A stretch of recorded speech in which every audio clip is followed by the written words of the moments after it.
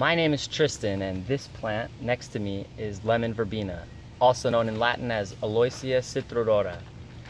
It has a lot of Spanish names too. I think the most common one is cedroncillo, but on the internet, cedron is the more formal name for this plant, and in the early 1800s, it was known as Hierba de la Princesa, which led to the more commonly used name today, Hierba Luisa. Many people know this plant as Hierba Luisa and not lemon verbena, which is the best English name to call it. The name Hierba de la Princesa relates to an interesting story about this plant, that in the late 1700s, a princess, Mary Louisa, popularized this plant because she loved the perfume. The perfumes made with lemon verbena, and there were specimens of lemon verbena in the royal gardens in Spain, which is actually a myth. The plant was named Aloysia Citrodora after the prince Luis. And Mary Louisa was this prince's niece. So, interesting. This plant spread from Spain to London by way of Paris because professors shared different seeds and cuttings of this plant. So it spread all over Europe by the early 1800s, and it's originally from South America though. Another interesting story about this plant is that pirates might have stolen it from each other as it made its way across the Atlantic, but there's no evidence for or against that. The myth I wanted to talk about was, I didn't get to include this in my research report, but it said that lemon verbena leaves can inspire creativity and passion just by smelling them. That's not really a medicine, but it's powerful. So you can use lemon verbena to treat anxiety and nervousness, or to reduce your bodily ache. It's what I recommend it for. I support those uses. Another common set of uses involves digestion, either as a digestive aid to reduce stomach gas or to cure an upset stomach, but I didn't find any research or studies examining that. It's just listed with a lot of other information by a lot of different sources on the web.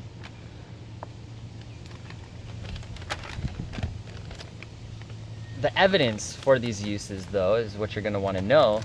There was a study done about using lemon verbena to sedate fish to transport them, not because it works as a sedative, which right there is proof that lemon verbena works to sedate fish, so it's a mild sedative.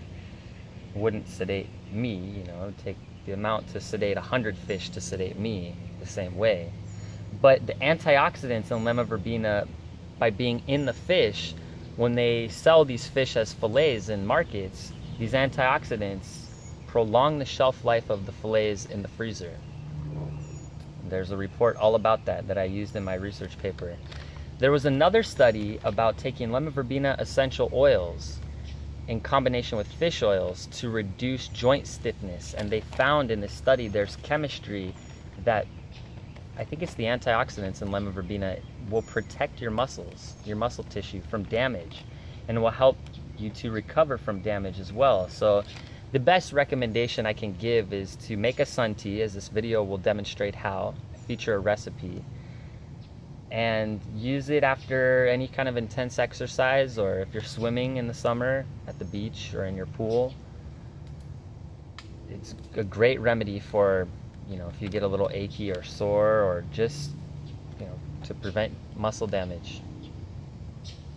And it'll relax you a little bit too. My recipe in this video recommends adding spearmint. Maybe not equal parts spearmint, but definitely some spearmint. It will add to the flavor, and it will add more relaxing qualities to the tea as well. The lemon verbena by itself in a tea tastes a little oily, definitely lemony, but the spearmint helps to make it a crisper, more refreshing drink. Lemon verbena is the main ingredient of a drink in Peru called Inca Cola, though, and I think they only use lemon verbena. They probably put carbonated water. I don't know what the ingredients are for Inca Cola, but you don't only have to put it in sun tea. You can also add a leaf of lemon verbena to an alcoholic drink. A much bigger leaf than this, probably, but, or 2 or 3 of these. But if you're going to be using spearmint in sun tea with lemon verbena, if you make a mojito, If you like mojitos, you can add a lemon verbena leaf to those, or to a margarita. It would probably be really good in there. I wouldn't add it to like a rum and coke, but you could do that too. I'm not big on alcohol, so I'll be making sun tea, which I'll show you how following this recipe that I'll show you next. And thank you.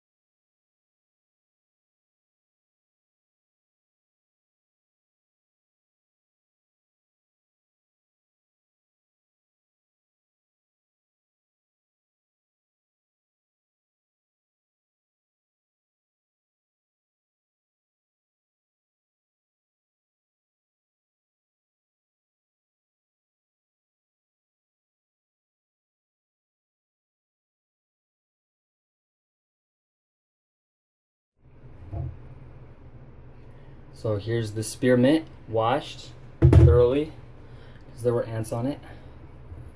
And you just kind of smash it in here. Now's the time when you can smash these leaves and herb, whatever kind of herb you're putting in here, but in this case lemon verbena, which you want to be careful with, and spearmint, which you don't need to be as careful with. I'm putting much less spearmint in here. In a casual mixture, I would put them in probably almost equal, maybe a little more lemon verbena, but right now it's a medicinal dose for lemon verbena, and it's mostly lemon verbena. And we'll add the rest of the water needed to fill it up to the top, and I'm going to go put it out on my car in the sunlight. You can shake it up, do this. Now's the time you want to release the volatile oils. When it's sealed, they're trapped in the water, submerged, and you can make a strong sun tea.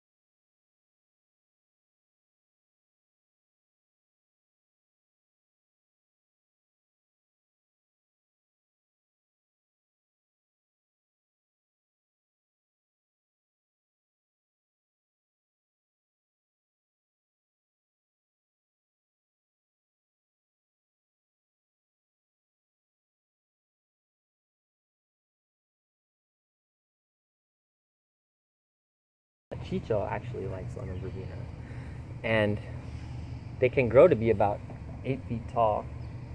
There's rumor of a 25-foot specimen in Ireland. This plant is originally from South America. It grows in Peru, from Peru to Argentina. It's actually commonly cultivated in all those countries now. Uruguay, Paraguay, Bolivia, Brazil, probably even Ecuador. It's right there by Peru. In Chile, it's rumored to be native habitat from Chile.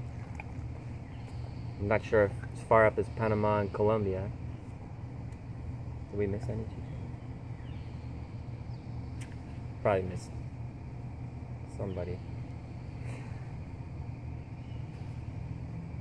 But it's a potent plant. You can smell the lemon by pinching a leaf.